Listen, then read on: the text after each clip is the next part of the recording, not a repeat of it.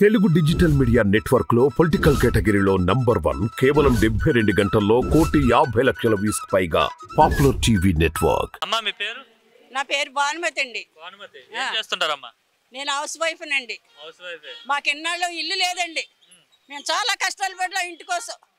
చాలా కష్టాలు పడ్డాం. చాలా అద్దెలు కట్టుకున్నాం. అద్దెలు కట్టలేక చాలా అప్పుల పాలైపోయాం కూడానండి.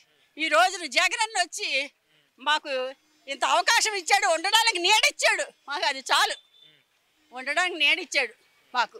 అంటే ఎంత డబ్బులు తీసుకున్నారు లంచం? దీనికి లంచం ఏమీ తీసుకోలేదు, దేనికి కూడా లంచం తీసుకోలేదు. పెన్షన్ కూడా ఎత్తున్నాడు. నా కొడుకు ఎందుకు అంత ఎమోషన్ అయిపోతున్నారు జగన్ కోసం చెప్పడానికి? చంద్రబాబు నాయుడు ఆయావులో పెట్టుకున్నాం ఇల్లు, రాలే. పెన్షన్ రాలే, ఏది రాలేదు.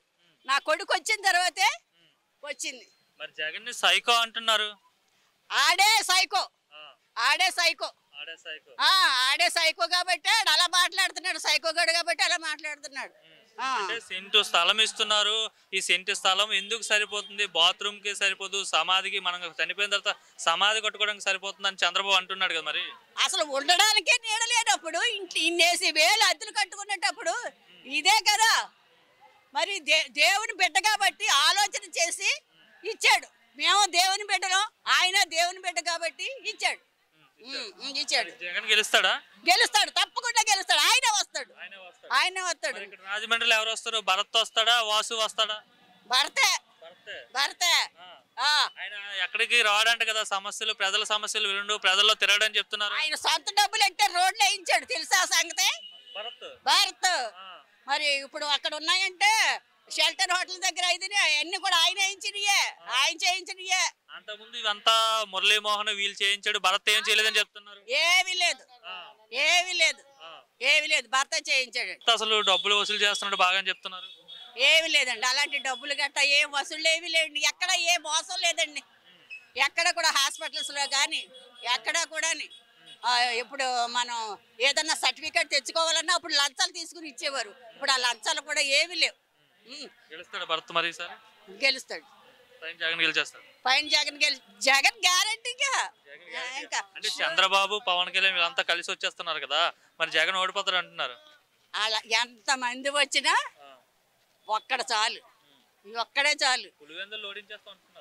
ఓడించేస్తా ఎవరన్నా అలా వాళ్ళ తరం. అబ్బాయి అసలు ఏమీ కాదు కాబట్టి జగనే వస్తాడు. ఎందుకంటే ప్రజలకు ఉపకారం చేస్తున్నాడు. ఆయన లేని వాళ్ళకి ముద్ద పెడుతున్నాడు. చదువుకోలేని పిల్లలకి చదువులు ఇస్తున్నాడు.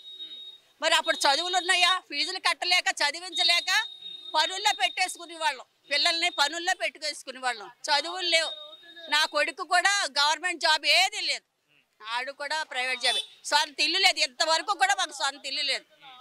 చంద్రబాబు 3 సెంట్లు ఇల్లు ఇస్తాడంటే ఈ సెంటు స్థలం ఎందుకు వదిలేయండి అంటున్నాడు. ఏమి లేదు, అలాగే జనాలను మోసం చేసి ఓట్లు వేయించుకుని గెలవాలని. గెలిచినా ఏమీ చేయలేడు అతను. మహిళలకి ఉచిత బస్సు ప్రయాణం అంటున్నాడు. 3 గ్యాస్ సిలిండర్లు ఇస్తాడంట. అమ్మఒడి డబ్బులు వేస్తాడంట. ఎంతమంది పిల్లలు కాదండి నేను పోషిస్తానంటున్నాడు. గెలవడానికి ఇవన్నీ కూడా మోసం మాటలు, ఇవన్నీ ఏమీ కాదు.